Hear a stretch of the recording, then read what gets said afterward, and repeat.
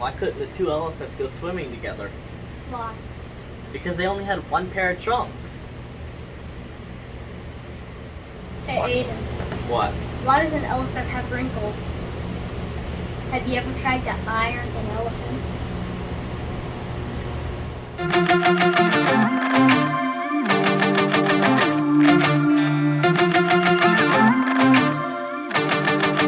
So one of the big impacts of moving to another country is sometimes there's differences in culture, but then there's also differences in availability of items.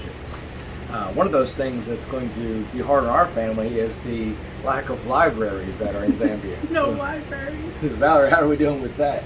Yes, a library is a big part of our life. We go at least once a week, and usually the librarians get frustrated because we check out minimum 30 books. So we'll find several books to pack in our luggage to bring with us to keep us supplied with reading material for a while. Also, there's several missionary families there and friends that we'll make there that will borrow and share books with each other. And last of all, we'll utilize digital services through the library and different apps we can pay for. Another obstacle will be there's going to be less food choices there and definitely different things, and we can't expect to get the same thing all the time. It's going to be hit or miss what we can get. So how are we dealing with that? Well, we've been doing that for a while. I got a good Cajun wife who knows how to cook, make anything from scratch, and can cook all kinds of awesome meals.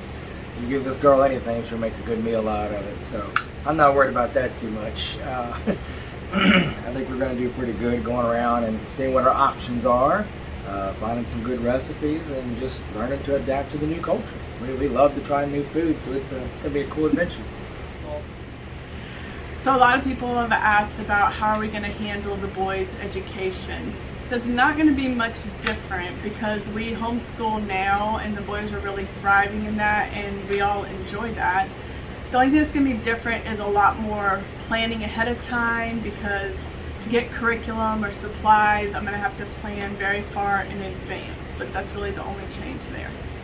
I'm still going to be the principal, so they ain't going to get away with nothing.